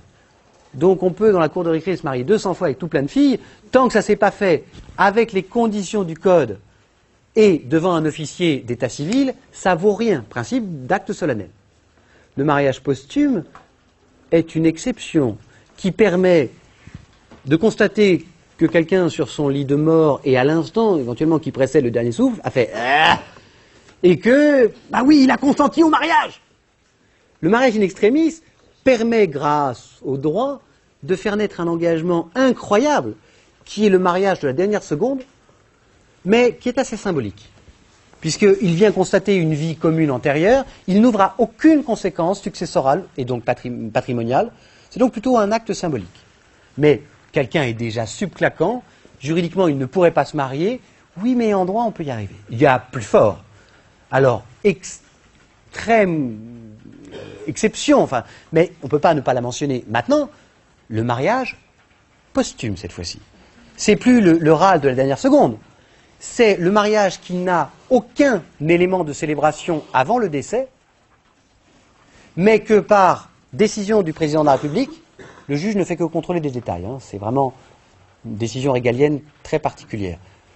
L'État peut prononcer, donc une personne peut être mariée à une date à laquelle l'individu était déjà mort et enterré, tout froid. La puissance du droit permet, et avec des conséquences cette fois-ci, des conséquences notamment patrimoniales. Un mariage qui n'ouvrira jamais à une vie commune. Il faut toute la possibilité du droit et de se détacher de l'individu pour y arriver. Mais ce ne sont, je vous le reconnais volontiers, encore que des exceptions. Après, on va rentrer dans le gros, le gras. La mort en droit peut être l'occasion de la naissance des effets d'engagement qui n'en avaient encore aucun. Pour le faire plus directement, le droit connaît une catégorie importante, qu'en général vous oubliez, parmi les actes juridiques, que sont les actes à cause de mort. Ce sont des actes qui ne produiront des faits qui ne changeront la société qu'avec la mort de ceux qui y a consenti. On commence à écorner plus sérieusement le côté avec la fin de la personnalité physique, plus aucune conséquence ne peut se produire. Ben si, il en est même qui ne peuvent se produire qu'avec elle. Une donation à cause de mort, un testament, la désignation d'un exécuteur testamentaire, un legs qui n'est pas patrimonial, parce que je voudrais que mes cendres soient répandues je ne sais pas où, tout ça naît et prend effet avec la mort de l'intéressé. Et le plus gros et le plus intéressant socialement, c'est que malgré le décès, malgré la fin de la personnalité, vous savez que le principe est que les engagements juridiques du décujus ne cessent pas avec sa mort, sauf ceux qui sont instituts personnels. La mort, et là vraiment c'est clair, est une césure brutale et assez irrémédiable. Ma formule est encore très marquée par l'euphémisme. Totalement irrémédiable. En fait, elle n'est qu'un continuum en droit. La personnalité ne cesse pas d'imprégner la société. Et question très simple, à qui est-ce que ça sert? Qui en bénéficie? Réponse, certainement pas l'individu, mais toute la société qui demeure et qui était en lien avec cet individu. Là où la mort est brutale, c'est fini, grâce à l'abstraction de la personnalité physique, la personnalité peut éteindre progressivement ses effets, pas du jour au lendemain. On pense bien au maintien des intérêts sociaux. Et vous connaissez la fiction qui permet ça, mais dont le nom est intéressant, c'est celui de la fiction de la continuation de la personne du décujus. On ne peut envisager que les ayants cause universels ou à titre universel, les seuls qui continuent la personne du décujus, soient les mêmes que parce que la personnalité de tous est abstraite. T'imagines bien que si papy vient à Descanilliers, je ne suis pas papy. Oui, mais on ne parle pas du fait, on parle du droit. Si tu hérites de papy, tu poursuis sa personnalité. Et en la poursuivant, tu permets que les conséquences sociales du fait qu'il soit factuellement mort soient limitées, soient contenues. Bon. Donc, en fait, la mort est brutale. En droit, le décès a bien des conséquences, mais des conséquences que l'abstraction de la personnalité permet de maîtriser, et de maîtriser dans l'intérêt de la société pour l'essentiel. Il en va exactement de même, la différence n'étant que de détail, pour ce qui est de la personnalité morale. Mais comme on n'a jamais trop pensé que la personnalité morale pouvait être en face de toute personnalité, vous allez voir que c'est la même chose, mais alors là c'est dit très clairement. La personnalité morale, dans sa disparition, enfin dans sa fin, suppose deux étapes. La première, et dans l'ordre que je vous indique, la première qui est la dissolution. Si j'essaie de vous le faire comprendre, si vous ne l'avez jamais vraiment rencontré, ce serait à peu près l'équivalent de la mort en fait, pour une personne physique. Donc, la personnalité morale suppose d'abord une dissolution. Et ensuite, et ça peut être des années après, mais comme pour la personnalité physique, interviendra éventuellement la liquidation. Pardon, je suis fatigué. On va couper au montage, je l'ai fait upside down. La disparition, enfin la fin de la personnalité morale, pardon. Tout est exact, j'ai juste mis un mot à la place d'un autre. La fin de la personnalité morale suppose d'abord la... non, j'ai bien dit quoi? La dissolution? Ben non, c'est bon alors, pardon. Non, rien. Juste... Enfin si, ça montre bien que je suis fatigué. Pas là où je le pense, mais... Bon. Qu'est-ce qui... Vous allez voir, c'est exactement comme les personnes physiques, sauf que ça se voit mieux. La dissolution, quelle qu'en soit la cause, fait cesser non pas la personnalité, mais la possibilité qu'elle prenne des engagements nouveaux. Encore une fois, on va avoir cette logique de continuum que seule l'abstraction permet. Mais, et c'est une petite différence par rapport à la personnalité physique, des engagements qui n'existaient pas peuvent encore être pris après, dès lors qu'ils sont pour les besoins de la liquidation. Donc vraiment, c'est juste plus net, mais là encore, la personnalité ne s'arrête pas du jour au lendemain. Elle s'acquiert dans les deux cas à un moment donné, quand les conditions sont requises, quitte à tirer un peu en amont. Mais alors, elle s'arrête toujours de manière progressive. Et donc, la personnalité morale demeure, quoique la dissolution soit prononcée, aussi longtemps, grosso modo, qu'il y a des dettes à régler. Aussi longtemps qu'il demeure quelque chose en cours, en effet, dans les rapports que cette personne morale avait avec le reste de la société. Et lorsque il n'y a plus aucun effet, mais c'est comme pour les personnes physiques, alors il peut être prononcé la liquidation qui, elle seule, fait totalement disparaître, puisqu'il n'y a plus d'intérêt, la personnalité morale. Résumé de ces deux étapes en deux propositions. Un, à hauteur de logique, la personnalité physique et la personnalité morale suivent exactement le même cheminement dans la reconnaissance, dans la carte. Alors, il n'y a que l'absence et la disparition qui sont propres aux personnalités physiques, simplement parce qu'il n'y a pas de cadavre dans les personnes morales, c'est tout.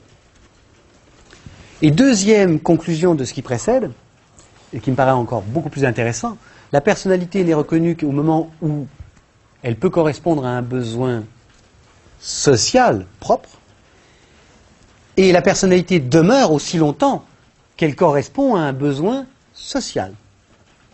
Autant d'éléments pour justifier qu'elle n'est pas de l'ordre de la réalité. Bon, et dernière chose, avant ce point global, enfin quasi global sur la personnalité, qu'est-ce que la personnalité emporte, quelles sont ses conséquences après sa reconnaissance et avant sa fin. Idée générale, que la personnalité soit physique ou morale, sa reconnaissance s'accompagne toujours d'attributs, c'est-à-dire de conséquences inéluctables, toujours présentes, et qui pour l'essentiel sont les mêmes. Commençons donc par ce que recouvre la personnalité physique après sa reconnaissance et avant sa fin. Elle s'accompagne toujours c'est-à-dire pour tous les individus, pour toutes les personnes physiques, et pourtant des individus très différents, elle emporte toujours les mêmes conséquences. Dans l'ordre suivant, je vais essayer de n'oublier aucune des conséquences et surtout de bien les présenter dans l'ordre. Première conséquence, la nationalité. Donc en fait, tu peux entendre à chaque fois la petite musique. Toute personne physique a une personnalité. Cocaïne, s'il vous plaît. Toute personne physique a une nationalité. Deuxième conséquence inéluctable, le nom. Toute personne physique a un nom. Troisième conséquence, inéluctable, le prénom. Toute personne physique a un prénom. Quatrième, le sexe. Toute personne physique a un sexe. Cinquième, toute personne physique a un domicile.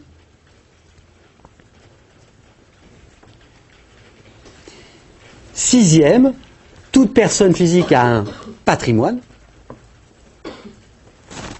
Et enfin, mais beaucoup plus récente et que je réserve, donc vous le notez, mais ça fait partie de la bascule, ça fait partie du passage de l'abstrait au concret, de manière plus récente, mais on ne peut pas écarter qu'en droit positif ce soit le cas, toute personne physique a en tant que telle des droits de la personnalité.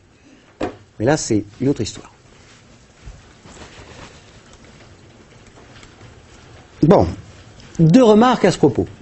Donc, que l'individu concerné soit très différent des autres, les conséquences que sa personnalité emporte sont les mêmes pour toute personne. Premier nivellement. Deuxième remarque, tout cela est éminemment abstrait pour partie. Dire que toute personne a un domicile peut paraître choquant quand on aperçoit des individus, je choisis mes mots, qui n'ont aucun abri. Et pourtant, toute personne a un domicile. Il est aussi choquant, si on n'a pas compris, d'entendre que toute personne a un patrimoine, en constatant que certains individus n'ont pas simplement de difficulté à joindre les deux bouts, mais n'ont absolument rien pour manger. Oui, mais toute personne a un patrimoine, toute personne a un domicile. Tout comme vous auriez pu prendre au point de départ, il peut être choquant d'entendre que toute personne a une nationalité quand on sait l'existence d'apatrides. D'où ma première question.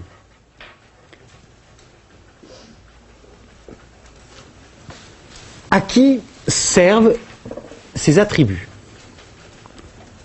Vers qui sont-ils tournés? Et donc, en fait, ma question, c'est vers qui la personne elle-même est-elle tournée? Ce qui précède permet d'y répondre. De dire à un individu ruiné, t'inquiète pas, tu n'es pas mort, non. Donc, tu as toujours un patrimoine. Ne lui est, me semble-t-il, a priori, je reviendrai là-dessus un peu plus tard, mais dans une première compréhension des choses, assez peu secourable. Pourquoi tu me dis que j'ai un patrimoine alors que je n'ai plus que des dettes, j'ai tout perdu? Indiquer à un individu qu'il a un domicile quand il est en train de se coucher au milieu de la gare, il ne va pas lui permettre de passer une nuit plus à l'abri, nous sommes bien d'accord. Mais je pourrais le faire pour chacun des autres attributs. Je repose donc ma question en y réfléchissant un tout petit peu. Vers qui les attributs de la personnalité sont-ils tournés? Et donc, fondamentalement, vers qui la personne est-elle tournée? Donc, première possibilité, est-ce que c'est vers l'individu? Ah non. Non, ça ne lui sert à rien. Enfin, qu'on dise, bah oui, tu as la personnalité, tu as un prénom, enfin, t'es gentil, mais j'ai pas attendu de faire du droit pour m'en rendre compte. Et si j'aime pas mon prénom ou si j'aime pas mon nom, bah, je vais t'indiquer que mes amis m'appellent autrement parce que j'ai un pseudonyme, parce que tu es mignon de me dire que parce que j'ai la personnalité, j'ai. Les attributs de la personnalité ne sont pas du tout tournés vers l'individu personnalisé, ils sont tous tournés vers le reste de la société. Et c'est la logique du droit, encore une fois. Cette dissociation entre le fait et le droit, entre le réel et le droit, simplement parce que le droit ne sert que dans notre relation avec les autres. La personnalité permet de me relier aux autres, de me relier juridiquement. Quand je parle avec votre copine autrement que dans la classe, est-ce que j'ai besoin de ma personnalité et elle pour me répondre? Non plus. On a besoin de notre personnalité, pas en permanence, même dans notre vie sociale, mais quand il y a une raison juridique qui peut exister, qu'on le veuille ou non du reste. Donc la personnalité est un masque qui vraiment à la fois nivelle les différences, puisque nous avons tous les mêmes attributs, tous un patrimoine, tous un domicile, tous un nom, enfin, alors que tout ça peut être plus ou moins exact. Donc voilà ce qu'elle masque de l'intérieur, et elle renvoie une image qui n'intéresse que l'extérieur. L'idée est de pouvoir saisir la personne dans la société, où que soit l'individu. La nationalité permet d'isoler l'intéressé entre les nations. Le nom à l'intérieur d'une nation entre les familles, le prénom dans une nation, dans une famille, entre les membres, le sexe entre les membres qui auraient un prénom androgyne, etc., etc. Tous ces éléments sont tournés vers les autres comme toujours les éléments du droit. Encore une fois, on retrouve ce qu'on disait tout à l'heure. Enlevez-moi ma personnalité là au moment où je vous parle, je ne cesserai pas d'exister. Mais au moment où je vais avoir faim, au moment où je vais avoir froid, au moment où je vais avoir soif, en cherchant un échange organisé avec toi, tu vas me dire, oui, tu existes humainement, mais juridiquement, je ne peux rien faire avec toi. C'est uniquement cette sphère-là qui est concernée. Bon, il en va de même des personnes morales. Toutes personnes morales, et pourtant Dieu sait que, au-delà de leur masque, elles sont hyper distinctes, je vous l'ai dit plein de fois, emportent toujours les mêmes conséquences. Toute personne morale a une nationalité. La personnalité morale n'est pas tournée vers ses membres, elle est tournée vers les autres. Ses membres peuvent rester dans un accord non personnalisé. Toute personne morale a une raison sociale, équivalent du nom. Toute personne morale a un siège social, enfin, etc., etc. Il y a toujours, quelle que soit la situation de fait, des attributs dans lesquels la personnalité s'exprime et qui montrent bien qu'elle est distincte de la réalité. Bon.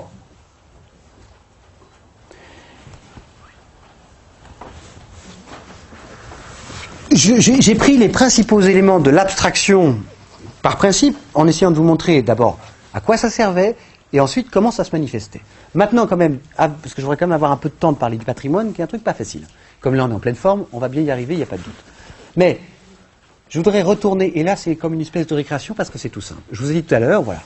Encore aujourd'hui, toute personnalité est abstraite, pour des raisons qui n'ont pas fondamentalement changé, et ça se traduit techniquement. Mais, il y a une conception concurrente qui a pris beaucoup de place à partir des êtres humains, mais même jusque vers les personnes morales ensuite. Donc là, je voudrais quand même vous mettre bout à bout tout ce mouvement contraire qui fait que, et qui est assez récent, qui a 20-25 ans ou plus, et enfin, une trentaine d'années, j'essaie de me rajeunir mais j'y arrive pas, et qui impose effectivement de plus en plus souvent de voir l'être humain là où jusqu'alors on ne voyait qu'une abstraction et un masque. On peut dater les choses du début des années 70. Si on cherche une date, pour essayer de voir une bascule, même si rien n'est jamais aussi brut, c'est l'introduction de l'article 9 dans le Code civil, c'est la reconnaissance à titre autonome du respect dû à la vie privée. C'est un épiphénomène au-delà de son domaine, mais nous, ce qui nous indique, c'est que c'est la première traduction vraiment technique en droit privé des droits de l'homme.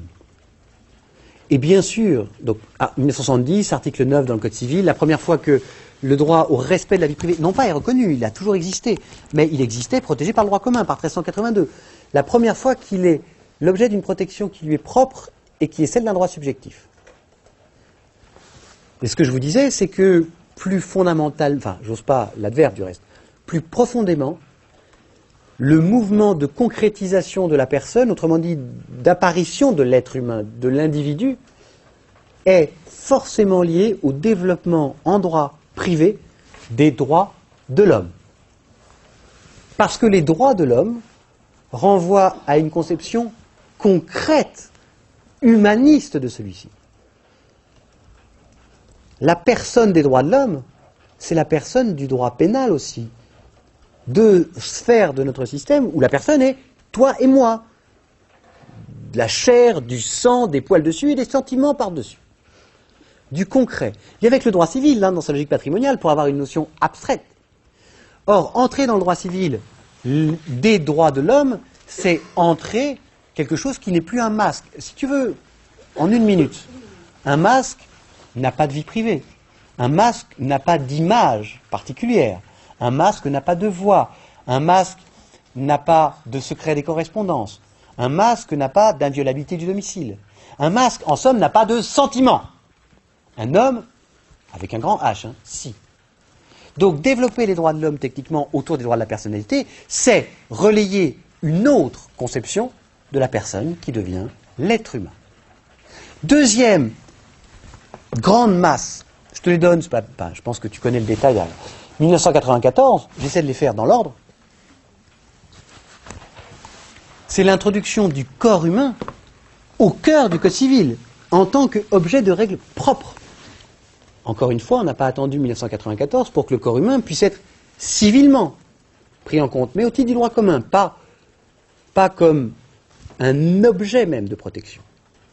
Or, une personne abstraite n'a pas de corps, c'est un être humain qui l'a. Troisième grande manifestation. Tout ça, je pense que toi tout seul, tu peux en faire au moins une page entière. Mais moi, je dois te donner, allez, une demi-page. Vous n'avez pas fait des trucs sur le corps humain avec Christophe? D'accord. C'est pour ça que ça fait hyper longtemps qu'on bosse ensemble, donc je sais qu'a priori, il y a de quoi faire derrière. C'est juste, tiens, tu peux le relier ici. Et du reste, l'idée, c'est que le corps est protégé depuis 1994 comme une personne. On a uni le corps à la personne, ce qui est bien la manière de dire que la personne n'est plus abstraite. Je referme pour essayer de faire le lien avec certainement ce que Christophe t'a dit. C'est aussi la découverte du logement, que ce soit au travers du logement familial ou, autrement, d'un droit dit au logement. Le logement, c'est la contradiction même du domicile ou de la résidence. Le logement n'est pas un objet de droit, il est un objet de protection. Il y a logement quand une personne, se situe dans un lieu bâti dont elle n'est ni propriétaire, ni même titulaire d'une créance de jouissance. Situation de pur fait. Reconnaître la protection du logement dans le cadre de la famille, à l'occasion d'un divorce, ou même dans un couple marié, à l'occasion d'une décision grave, c'est penser qu'on n'a plus simplement affaire à des personnes, mais à des êtres humains, et dire que toute personne a toujours un domicile, ce qui n'intéresse que la société, n'assure pas que les êtres humains derrière ont vraiment un logement. Le passage de l'abstrait au concret est là aussi. Et puis, il y a d'autres expressions, mais je vais en donner une dernière, dans les gros morceaux. C'est également le bouleversement profond du droit des incapacités d'exercice. Donc, 2007, loi du 5 mars. Les incapacités d'exercice ont très bien fonctionné aussi longtemps que la personne était abstraite. Un patrimoine, avec la possibilité de représenter. Vous savez, je peux décider que quelqu'un va faire des actes juridiques pour moi si leur enjeu est uniquement ou essentiellement patrimonial, parce que 1 euro, c'est 1 euro pour tout le monde. Le gain ou la perte, objective en euros ou en argent plus généralement, peut être décidé par un autre que moi, et peut être contrôlé ensuite par un juge. Mais, et c'est bien le ferment de la réforme qui fait qu'on ne parle plus d'incapable majeur, mais de personnes vulnérables, c'est-à-dire d'être faible, abstrait, concret, le ferment donc de cette évolution, la loi du 5 mars 2007, c'est la considération que ce qu'on appelle, alors les mots sont trompeurs, ce qu'on appelle les actes personnels de l'incapable sont très mal relayés par notre système. Qu'est-ce qu'un acte personnel? C'est un acte qui n'a soit que des conséquences, soit essentiellement des conséquences humaines. Un acte qui dépend de sentiments. Exemple, divorcer, se marier. modifier la clause bénéficiaire d'une assurance vie. Mais ça peut être encore plus simple, hein, se faire opérer ou ne pas se faire opérer. Ce sont des actes dont soit tout, soit une grande partie des incidences sont humaines et donc variables à l'infini, pour lesquelles il est extrêmement difficile, sinon impossible, de dire je sais ce qui est bon. Oui, je sais ce qui est bon patrimonialement, parce que, encore une fois, une perte est une perte, et un gain est un gain, pour tout le monde. Un sentiment, comment un sentiment peut-il être représenté? Comment un juge des tutelles pourrait-il autoriser autour d'un sentiment? Si l'on met de l'humain dans ces actes, alors il est sûr que le droit traditionnel des personnes y est inadapté. Réforme du droit des incapables majeurs pour permettre cette autonomie de l'incapable, autonomie sur des actes dont les incidences sont humaines. Soit qu'il peut désormais les prendre libres, soit qu'il ait simplement besoin d'une personne de confiance, en espérant que ceci l'aidera à bien décider. Alors, joli paradoxe, il y a deux apports avec la loi de 2007, celle qui réforme le droit anciennement des incapables majeurs. Le premier, c'est qu'il n'y a plus qu'une cause d'incapacité, l'altération des facultés mentales, qu'elle soit directe ou conséquence d'une faiblesse physique. À nouveau, on parle bien d'un être humain, ce qui n'était pas la seule cause de l'incapacité dans le régime antérieur. Donc on dit désormais qu'il n'y a plus qu'une raison de considérer incapable d'exercice une personne, c'est que sa tête marche plus suffisamment. Mais, puisqu'on est en train de regarder un individu, on lui dit, pour les actes qui sont vraiment individuels, désormais celui dont il est certain que pour être incapable, il est altéré, correspond à une altération de ses facultés, va décider seul. Le paradoxe magnifique. Plus l'altération est humaine, plus l'autonomie est reconnue. Allez trouver la logique de cela, sinon ce mouvement qui consiste vraiment à dire de plus en plus, il n'y a plus de personnes abstraites, il n'y a désormais que des êtres humains. Alors, un dernier mot là-dessus. Avant, si je le peux, de vous glisser l'essentiel, de toute façon il y a un document après, oui je le pourrais, pour l'essentiel, du patrimoine. Bon, que peut-on en penser, donc, de cette personne qui, logiquement, est abstraite, mais qui est de plus en plus disparaît dans son abstraction pour laisser place à un homme avec un droit qui change. À hauteur individuelle, je n'en sais rien, et je ne crois pas que le droit se juge à hauteur individuelle, de toi ou de moi. À hauteur collective, c'est quand même un changement extrêmement important. J'en vois juste ici, pour terminer, deux conséquences.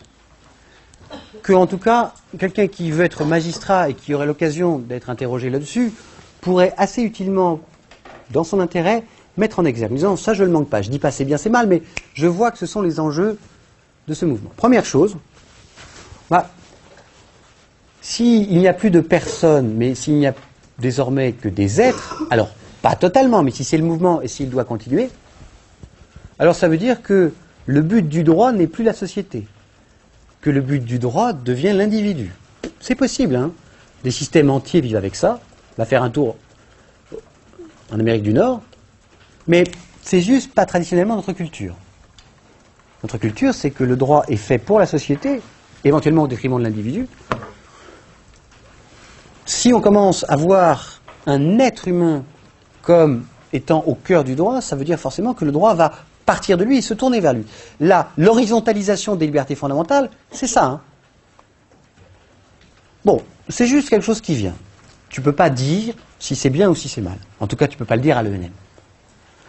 Ensuite, parce qu'il faudrait établir un système de valeurs qui est totalement déplacé ici. Ensuite, quand même, un petit goût de « c'était quand même bien dans le passé ». C'est mon côté juriste. Tous les juristes préfèrent, même ceux de gauche, préfèrent toujours le truc d'avant parce qu'au moins on le connaissait. Mais, donc, c'est uniquement dans ce registre-là, ne vous trompez pas, mais quand même. Si les personnes, et ici physiques, ont été considérées comme abstraites, c'était pour réaliser leur égalité en droit. Et a priori, rien n'est parfait, mais ça a quand même essentiellement fonctionné. Homme, femme, petit, grand, riche, fort, pauvre, bien portant, juridiquement, la personnalité est la même. Si on substitue totalement à cette personnalité abstraite chacune de nos individualités, alors il n'y a plus d'égalité possible, même en droit. Et c'est bien ce que disait Carbonnier, hein, qui est quand même mort il y a longtemps. Et je cite Carbonnier parce que c'est ce que je disais à vos camarades, il ne peut pas être suspect d'être un facho qui s'ignorait ou qui avançait tapis. À propos des droits de l'homme, dont il réfléchissait à l'incidence sur le droit des personnes, il disait, alors vraiment du haut de sa chrétienté profonde, le fait qu'il ait été un des protestants les plus actifs pendant sa vie et sa vie de légiste aussi, est quand même connu de tout le monde. Bon. Et Carbonnier disait, écoutez, alors je vais le faire avec ma voix à moi, sans voter, mais tout ça est bel et beau, mais je vois de plus en plus d'hommes et de moins en moins de droits. C'est sa formule, elle est marquante, et elle était surtout étonnamment, prémonitoire, ce qui n'est ni bien ni mal, mais ce qui est le changement du pôle d'équilibre du droit, l'individu, et non plus la société. La multiplication des droits à la revendication de... Si on avait vraiment tout un sujet à faire extrêmement fin, je dirais, mais je vais même mettre là-dedans la quête pour un droit de connaître ses origines. Ah oui, la question n'est pas quel est mon état civil, ce qui est une question de personne abstraite. La question que je pose au droit et auquel je lui demande de répondre, c'est mais qui est vraiment mon père, voire qui est vraiment ma mère? Le passage du général au particulier, qui, encore une fois, je fais ni là-dessus, dont il ne nous appartient pas de dire si vraiment il est une bonne chose. D'abord, qui serait-on? Et puis, peut-être avoir beaucoup de recul. Mais éventuellement, si un mal peut être pressenti, de voir qu'il est là et qu'un futur magistrat est attentif, de bien voir que c'est absolument pas neutre, que de penser que la personne est un masque abstrait, qui peut être absolument identique, ou que derrière la personne, il ne faut plus voir qu'un être humain qui est forcément profondément différent de l'un à l'autre. Bon. Super. Si j'étais mignon, j'arrêterais là. Mais je ne suis pas. Non. Je voudrais juste... Il y aura quelque chose de commun à tous. J'ai pu aller un tout petit peu plus loin avec vos camarades, mais forcément, on était tous moins déchirés. Mais, ceci dit, à mon avis, ils confirmeront en regardant, pas tout compris. Donc, je vais juste ouvrir l'essentiel. Donc, je passe de ce qui précède, où j'ai dit, au-delà de l'idée directrice, où vous la retrouviez, ce qui la justifiait et comment vous pouviez l'avoir partout. Je voudrais vous donner juste l'essentiel du patrimoine, qui est un sujet de droit des personnes. Pas parce que je vous le dis, mais parce que si tu réfléchis aux attributs de la personnalité, l'affirmation qui n'est pas celle d'Aubriero, selon laquelle toute personne, physique ou morale, a un patrimoine, montre bien que le patrimoine résulte de la personnalité. Bon. Ici, je vais juste attirer votre attention de manière tranquille, en chantant, comme ça vous aurez le sentiment que le cours est fini. Oh, non, pitié. Bon. Il y a une définition juridique du patrimoine. Je vais vous donner un instant le sentiment que ça n'a plus rien à voir. C'est juste exactement le prolongement spécifié de tout ce que je viens de vous dire. L'article 2224, l'article 2224 du Code civil offre une définition selon laquelle le patrimoine, alors ça commence pas comme ça, d'ailleurs on n'y trouvera pas le mot, mais est, deux points, l'ensemble des meubles et immeubles présents et à venir d'une personne. Le patrimoine est l'ensemble des meubles et immeubles présents et à venir d'une personne. Si on était tout frais comme des gardons, on se rendrait compte tout de suite que cette définition est extrêmement surprenante, extrêmement inattendue, pour tout le monde, pour toute personne normale, dans la société. Évidemment, ça exclut les juristes. Le patrimoine, c'est de la fortune, c'est de la valeur, c'est de la richesse. C'est, pour prendre un mot légèrement plus comptable, de l'actif. Pour personne. Le patrimoine, c'est du passif. Or, au-delà de la définition, vous savez que tout le monde lit cette définition comme intégrant l'actif et le passif dans un seul et même ensemble. Ce qui en fait ce qu'on appelle une universalité de droit. Vous allez me dire, comment ça se voit dans la définition? Ça se voit dans un mot. futur. Tout ce qu'il y a à l'article 2224 est conforme à la logique de bon sens, la logique financière, la logique comptable, sauf le terme avenir. Avenir ou futur, je ne sais plus. Avenir, pardon. J'ai dit futur il y a un instant. Dans 5 minutes, le calvaire est terminé. J'entends pour vous. Pardon. La surprise vient de ce que le Code civil dise que dans le patrimoine tel qu'on le conçoit en droit, sont rangés des éléments qui n'existent pas au moment où on le considère, les meubles ou immeubles à venir, et qui, forcément étant à venir, pourront ne jamais s'y trouver. Ce que dit le Code, c'est que en droit, et c'est hyper original, il n'y a pas d'équivalent. En droit, le patrimoine est une enveloppe. Ce n'est pas son contenu. En droit, le patrimoine est un contenant. Et serait-il vide, ce contenant, serait-elle vide, cette enveloppe, qu'il y aurait toujours patrimoine? Ce qui est hyper choquant, même pour moi ou vous, dès lors que ce soir j'ai à payer quelque chose, et que je me dis, oui, mais mon compte en banque, il est à découvert. J'ai bien le sentiment que quand j'ai plus rien, j'ai pas de patrimoine. Au sens même historique, le patrimoine, c'est ce que j'ai reçu de mon père. Et si j'ai reçu de mon père du vent, il n'y a pas de patrimoine. Pourquoi est-ce qu'en droit, on ouvre le patrimoine sur des éléments qui n'existent pas, qui n'existeront peut-être jamais, et voilà qui permet de dire qu'en droit, il y a encore un patrimoine, même s'il n'y a que du passif. En d'autres termes.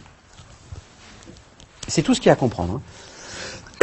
Pourquoi est-ce qu'en droit, et vous allez voir comment l'idée, on la retrouve, comment est-ce qu'en droit, le patrimoine peut être abstrait?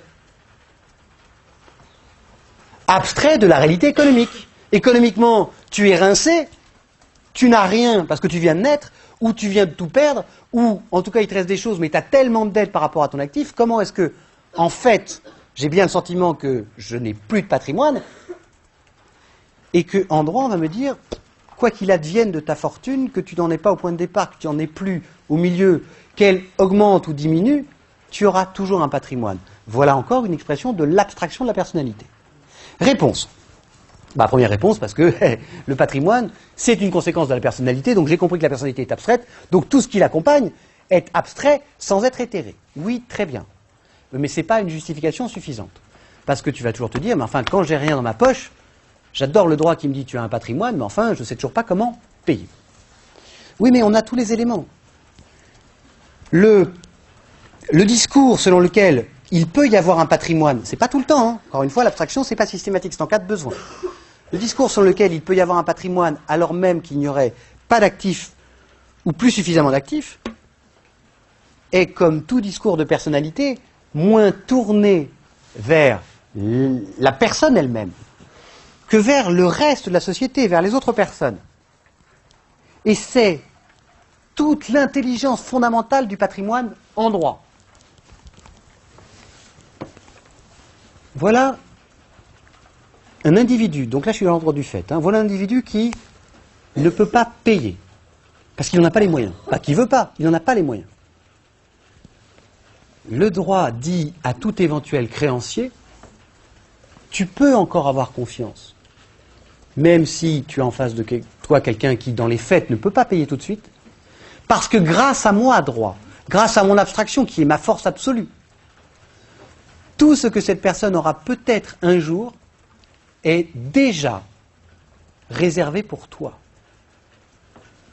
En d'autres termes, si le patrimoine en droit est abstrait, c'est-à-dire s'il existe même s'il n'y a pas d'actifs ou pas assez d'actifs, même s'il est invariable, c'est d'abord pour éviter de doubler une pauvreté économique d'une pauvreté juridique, pas la peine, on ne voit pas ce que ça apporterait, sinon encore plus de mal, à un moment où on en a besoin. Quand j'ai plein d'argent, je n'ai pas besoin de la définition juridique du patrimoine. De l'actif, j'en ai, vieux. Me dire que tu as encore un patrimoine, même s'il n'y a que du vide dedans, c'est pas un problème. C'est quand je n'en ai plus assez, voire pas du tout, que cette définition prend son sens. Encore une fois, l'abstraction, ce n'est pas une fin en soi. C'est la possibilité de se détacher à un moment de la réalité parce qu'il y a un besoin social supérieur. Et le droit dit donc à toute personne que celui qui ne peut pas les payer sur l'instant n'aura pas d'autre choix que d'utiliser ce qu'il aura plus tard pour les désintéresser. Maintenir dans l'échange juridique celui qui n'est déjà plus dans l'échange économique. C'est ça l'idée. En fait, qu'est-ce qu'invente le droit ici? Il invente, je fais mes deux formules et après, ça devrait être suffisant.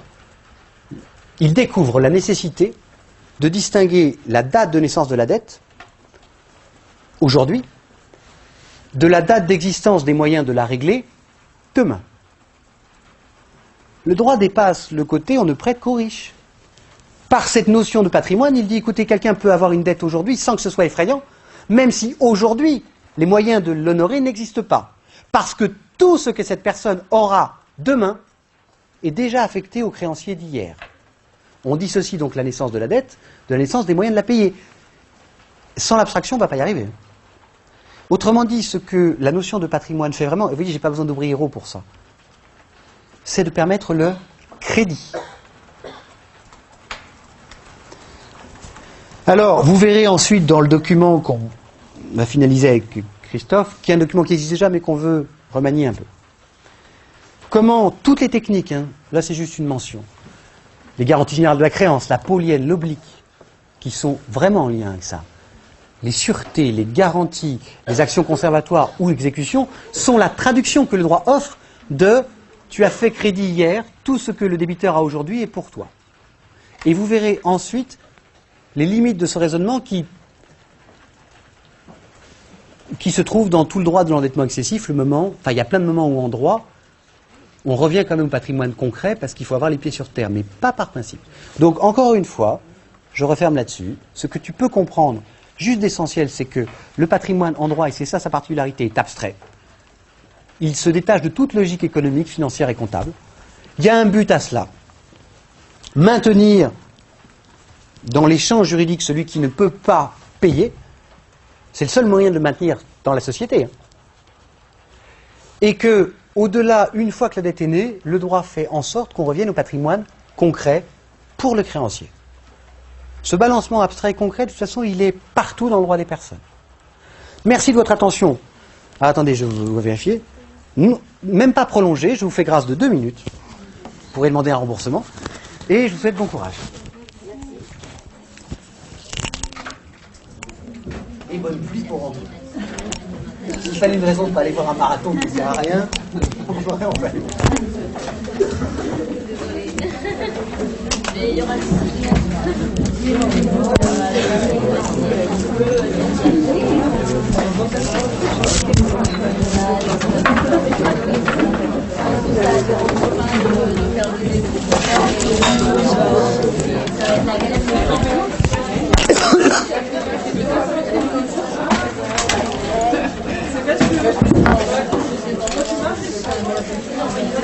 moi